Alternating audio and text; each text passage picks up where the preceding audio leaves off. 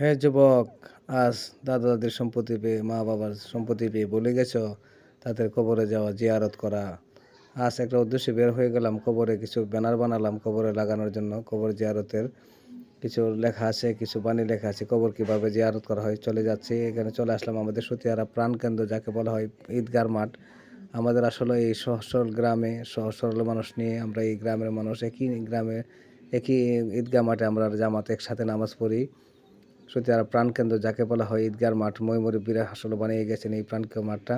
দেখেন আসলে ব্যানারগুলো লাগানোর চেষ্টা করতেছি। তো সবাই ভিডিওটার সাথে থাকবেন এবং ফুল ভিডিওটা দেখে যাবেন।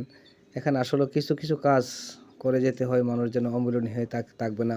অজীবন আসলে মানুষ মাত্রই চলে যাবে দুনিয়া থেকে, কেউই থাকবে না। আসলে কিছু কিছু কাজ করে গেলে যেন সেইগুলা কাজের মাধ্যমে তালা আল্লাহ তালা আমাদেরকে যেন পরপারে নাজাতের পায়সালা করেন। সেজন্য আর কি আসলে কিছু টুকটাক কাজ করা আর কি। এটা আসলে মূলত করা যে কবর জিয়ারত করা আসলে আমরা অনেকে আসলে কবর জিয়ারতে, যে এখানে আসলে ব্যানার লাগানো শেষ ঈদগার মাঠের পাশে, পশ্চিম পাশে। এখন আবার চলে যাচ্ছি আসলে ঈদগার পশ্চিম বাজু, যাকে বলা হয় আমাদের ঈদগাহ মাঠের পশ্চিম বাজু। ওইখানে উত্তর পাশে একটা জায়গার মধ্যে লাগানো হচ্ছে ব্যানারটা, এবং আমাদের পারিবারিক কবরস্থানের সাথে দেখেন ব্যানার লাগানো হচ্ছে এখানে। এখানে আসলে আমরা অনেকেই জানি না যে মা বাবার কবরে কীভাবে জিয়ারত করতে হবে, বা আমরা কীভাবে করব, সেই নিয়মগুলো আসলে আজ ব্যানারের মধ্যে ফুটিয়ে তোলা হয়েছে এখানে। যে আসলে কবর জিয়ারত করতে করতে গেলে কী কী সূরা কালাম পড়তে হয়, বা কী কী নিয়ম কানুন পড়তে হয়, সেজন্য আসলে এই ব্যানারগুলো আসলে আমরা উদ্যোগ নিয়েছি আমার প্রিয় ভাইগনা নাজমুল সাথে নিয়ে। নাজমুল আসলে সম্পূর্ণ অবদান নাজমুলেরই। এখানে ব্যানারের মধ্যে লেখা আছে, দেখেন স্পষ্ট, আপনারা ব্যানারগুলো আসলে পড়ে নিতে পারেন, স্পষ্ট পড়ে নেন। ব্যানার লেখা আছে দেখেন কতগুলো, এখানে 10 নম্বর পর্যন্ত লেখা আছে ব্যানারের মধ্যে। যে আসলে কবর যে এখানে উত্তর পাশে আসলে বড় কোনো গাছ এখানে আছে, কিন্তু আসলে এই গাছে লাগানো সম্ভব না। আমাদের গুরুস্থানের উত্তর পাশে এখানে লাগানো সম্ভব না, সেজন্য ছোটো গাছটা আসলে ব্যানার লাগানো হয়েছে। ছোটো গাছের মধ্যে যেন আমরা যাইতে যেন ব্যানারটা দেখে। এবং আবার চলে আসলাম বড় গাছে লাগানোর জন্য। এই যে বড় গাছও লাগানো হচ্ছে এখানে, যেন মানুষ আসার পথে যেন দেখে যে এখানে কি লাগানো আছে, বা মানুষ যেন শিখতে পারে যে আসলে কবরস্থানে আসলে যে জিয়ারত করতে হয়, কি কি নিয়মগুলো আসলে। সেজন্য এই উদ্যোগটা, আজকের যে উদ্যোগটা সে নিয়েছে, সে আসলে আমরা চেষ্টা করতেছি যেন ভালো কিছু করে যেতে পারি দুনিয়াতে। আসলে আমরা থাকবো না দুনিয়াতে, চলে যেতে হবে সবাইকে। তাই আবারও চলে যাচ্ছি রাস্তা গুরুস্থানের উত্তর পাশে, যেটা বলে হয় এখানে পারিবারিক কবরস্থান।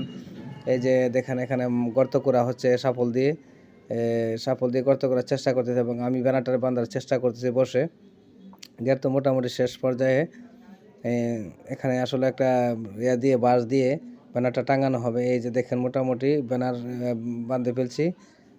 বেঁধে এখানে দেখেন ব্যানারটা দাঁড় করানো হচ্ছে সম্পূর্ণ। আসলে এই যে গর্ত করা হয়ে গেছে, ব্যানারটা দাঁড় করানো হচ্ছে। আসলে আমাদের গুরুস্থানের মধ্যে 4টা জায়গার মধ্যে ব্যানার লাগানো হয়েছে। 4টা জায়গার মধ্যে মোটামুটি শেষ পর্যায়ে যে ব্যানারটা এখানে দাঁড় করানো হয়েছে, এটা হলো শেষ পর্যায়ে। এই যে আমরা ব্যানারটা দাঁড় করে দিয়েছি, এবং আমার বাইকনা নাজমুল এই যে দেখেন ব্যানারের মধ্যে আসলে মাটি দিয়ে চাপ দেওয়া হচ্ছে যেন শক্ত হয় ব্যানারটা। এখানে সম্পূর্ণ কার্যক্রম মোটামুটি শেষ পর্যায়ে, এবং এখানে দেখেন ব্যানারগুলো দাঁড় করে দেওয়া হয়েছে। আসলে কিছু কাজ দুনিয়াতে করে যাওয়া আসলে সওয়াবের বিষয় নিয়তে করা, যে আমরা আসলে কে কী বললো না বললো সেটা আসলে দেখার বিষয় না। আমাদের কাছে আমরা করে যেতে হবে। আসলে মাফ করার মালিক একমাত্র আল্লাহ।